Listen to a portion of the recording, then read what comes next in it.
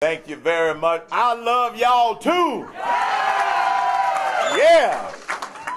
Thanks, Jack. And all of the supporters. You all don't know how encouraging this is. You know, over the past couple of weeks, it's probably not politically correct to say, but you know, I didn't take a political correct class, so I'm gonna say it. Over the last couple of weeks, I've been through hell. Now here's the good news. You're on your way out. It didn't kill me or slow us down one bit.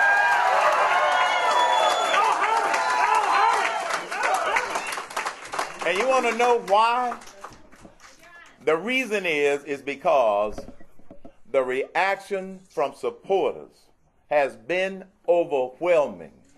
You not only express your support with emails and phone calls and getting out and organizing, but people were actually voting with their dollars as well.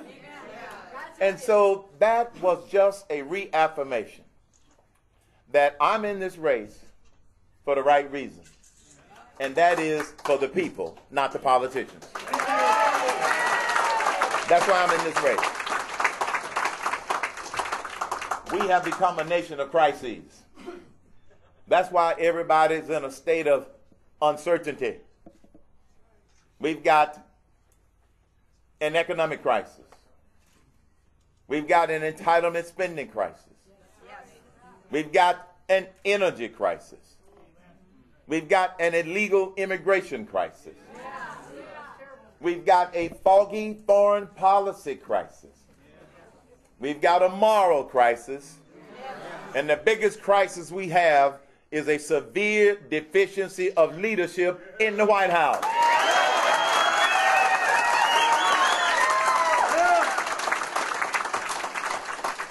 You know, I have run a lot of organizations. I have been in charge of a lot of different entities.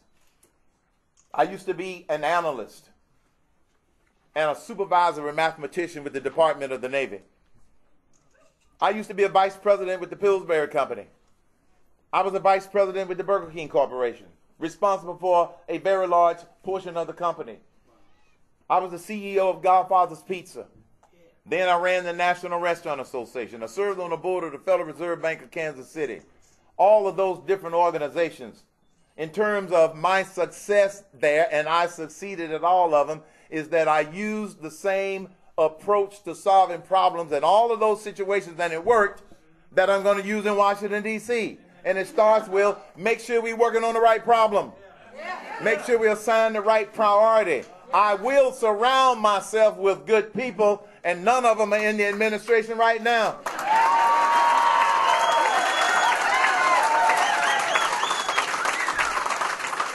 And then that will allow me, with my team and with your help, to be able to put together the plans that will fix stuff. When was the last time they fixed something in Washington, D.C.? Time's up. Last time they got it right was when the founders wrote the Declaration of Independence. And so this is why I'm excited, because you are excited. The American people are excited. And the only ones that are rejecting the idea of a businessman are the people inside the Beltway. The people outside the Beltway, they're the ones who are saying, we don't care that you've never held high public office before, because they understand problem solving. Let's take one of those to use as an example. Let's start with foreign policy. I've been criticized for not having extensive foreign policy experience. And the guy there now has. At least I have a foreign policy philosophy. And when you are in a leadership position, you need to have a philosophy that the organization understands, and you need to have some guiding principles. My philosophy is an extension of the Reagan philosophy, which was peace through strength. That was the Reagan philosophy. The Cain philosophy is an extension of that. Peace through strength and clarity. We must clarify who our friends are, clarify who our enemies are, and stop giving money to our enemies.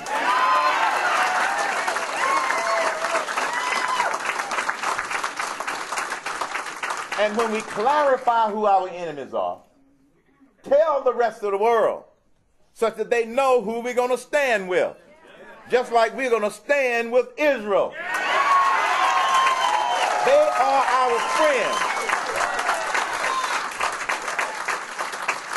You know, America's respect in the world has gone down because this administration does not let the world know who its friends are that they will stand with. When you throw your friends under the bus, people don't trust you. And that's what that's what has happened. So that's going to be my approach to foreign policy. People ask me all the time, well, what would you do about Afghanistan? What would you do about Iraq? What would you do about some of these other situations? The first thing that I would do is listen to the commanders on the ground. Those are the ones that you listen to figure out what it is we need to do.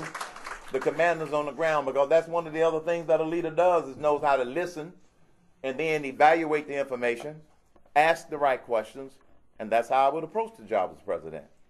Our biggest domestic challenge is the fact that this economy is on life support.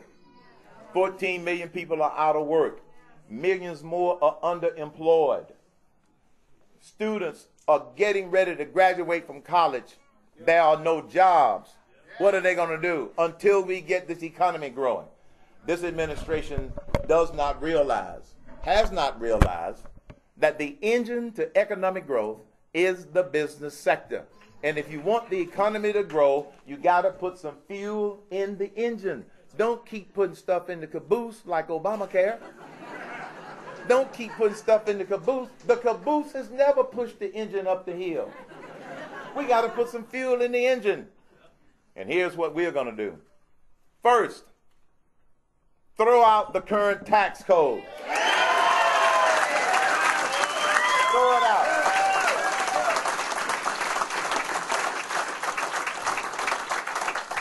And then pass a bold solution. 999. 9% business flat tax.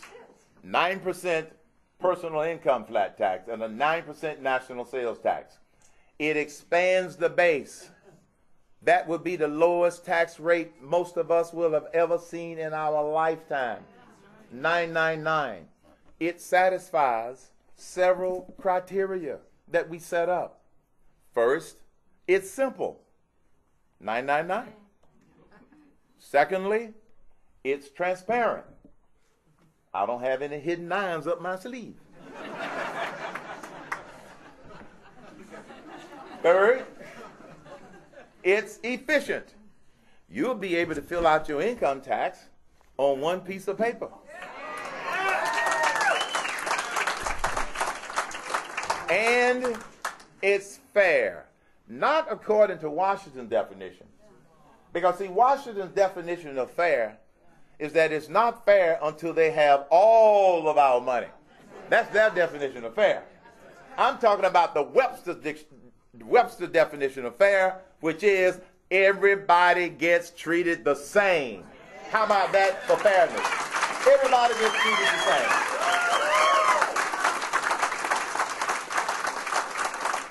And the reason that I believe in that is because that's what most Americans believe in. When my dad walked off of that farm at the age of 18, all he had was the clothes on his back. The only kind of equity he had was sweat equity. And he was able to achieve his American dreams. But when my dad walked off of that farm back in the early 1940s, when he walked off of that farm back in the early 1940s and ended up selling in Atlanta, we didn't have as much government, bureaucracy, legislation, and taxation in our way. It was a lot easier for the previous generations to be able to achieve their American dream. But over the past several decades, little by little, by little by little, government has gotten too big. There's too much legislation. There's too much taxation. And it's robbing people of the ability to pursue and achieve their American dreams. That's what this election is all about. Taking back the American dream because it has been hijacked and we want it back.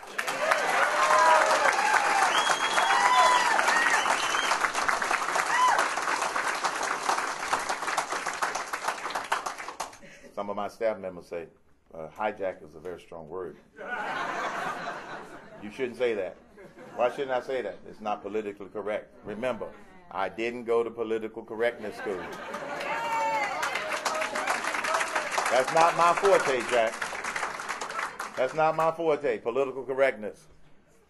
I believe that the American people are interested in somebody, unlike a politician, who will propose stuff that they think they can pass, versus someone who will propose solutions that will solve the problem. That is the fundamental difference. And so when it comes to this economy,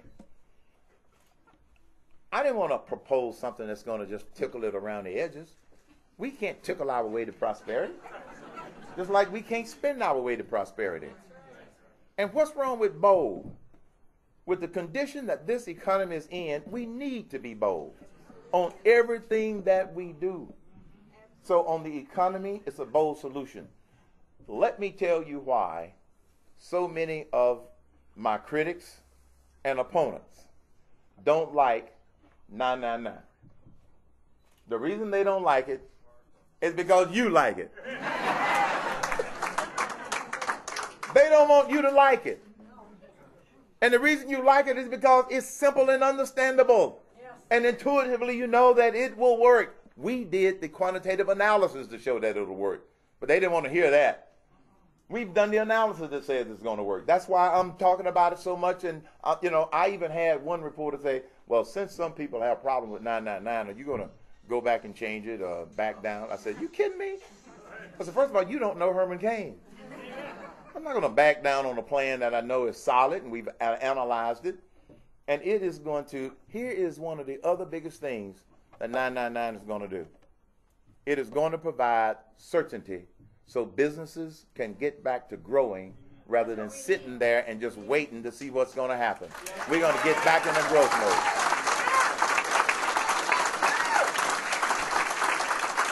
And one of the other features that 999 brings to the table that none of the other proposals bring to the table is that it will have a leveling effect of products manufactured here in this country to make them more competitive with products that you sell in other parts of the world. So whatever products that are made here in Michigan and sold outside of the United States of America, we don't put taxes in there to be called embedded taxes before we sell them overseas. No, this is going to put us on a much level playing field, and so the rest of the world is going to want to buy more of our products. And businesses are going to want to stay here. Businesses are going to want to come back here. The tax code that we have today ships jobs overseas. The tax code ships jobs overseas. The ones that raise the taxes are the politicians. Those are the ones that raise the taxes. So it is going to create one of the most business-friendly nations on the planet. That's what this is going to do.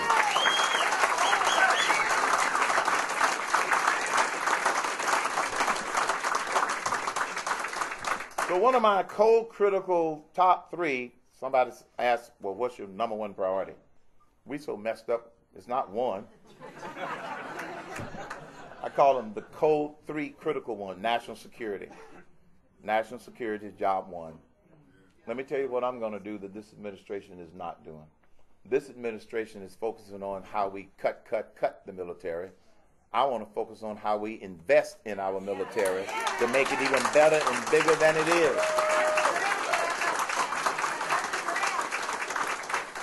And the thing about it is, this president basically believes in weakening our military so other countries like China can catch up with us.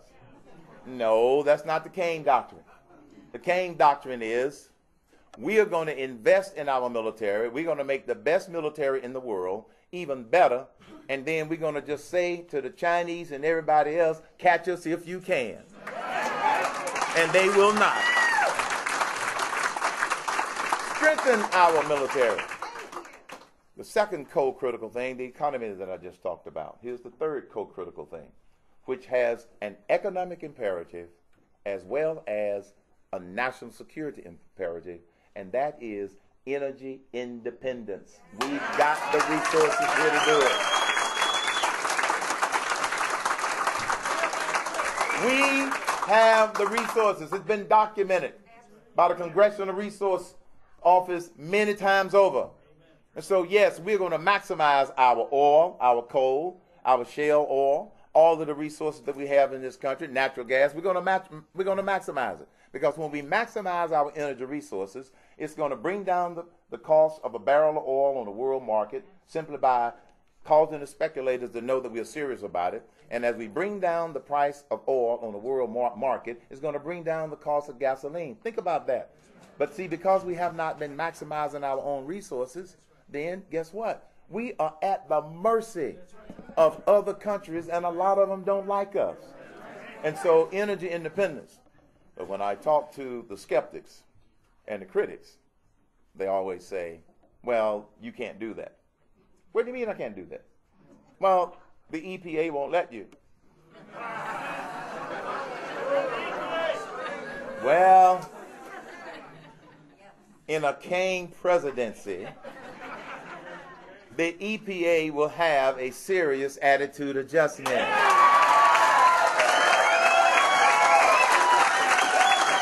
A serious attitude adjustment.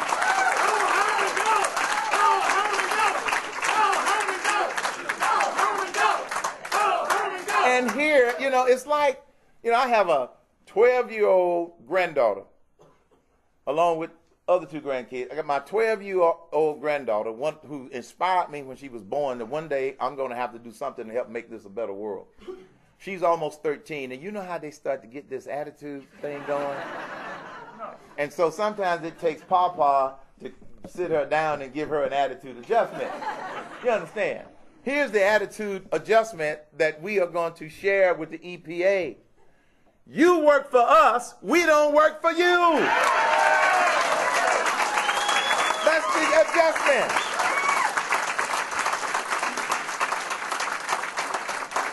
So those are my top three critical priorities, okay?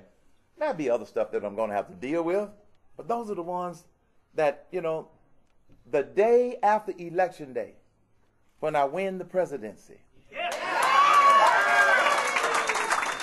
the day after, I'm going to take a nap. The next day, I'm going to go to work. And those are the first three things I'm going to work on, even before I take the oath of office. No golfing? No golf. Don't have time. I mean, this nation is in trouble. And now, look, I'm not going to work myself to death because, if I burn myself out, I won't be able to make the right decision. And I'm a golfer. I love to play golf. I was on my way to cruise control before the country got off track. But I was willing to give it up so I could go out and campaign, share my message with you, meet the people around this country, but more importantly, listen to what you had to say. This is what I have been doing. I did it when I was on the radio for 5 years. Listen to the people. When I go out, I listen to the people about what it is that's on their hearts and minds. And the biggest thing on their hearts and minds is that 3 years ago, people were concerned about the future of America. Today, they are fearful about the future of America. And that sentiment we have heard all over this country. And I can tell you this. When I was growing up as a little boy, my dream was not to run for president of the United States of America. My dream was to grow up and achieve my American dream, and I have done that and then some. I have been blessed with my career. But I now feel as if I need to give back using my time and my talent in order to try to make sure that the next generations, the children and the grandchildren, will have the opportunity that many of us had. Ronald Reagan, one of our greatest presidents. Ronald Reagan, one of our greatest presidents, used to inspire this nation when he would say that the United States is like that shining city on a hill. But in the last 3 years, folks, we have moved down to the side of that hill. That's not where Americans want us to be. That's not us. We don't like being on the side of the hill because of a weaker economy, a weaker military, and weaker respect in the world. And as your president, I will lead this nation and you back to the top of that hill where it belongs, and I will never, ever apologize for the greatness of the United States of America. Thank you very much.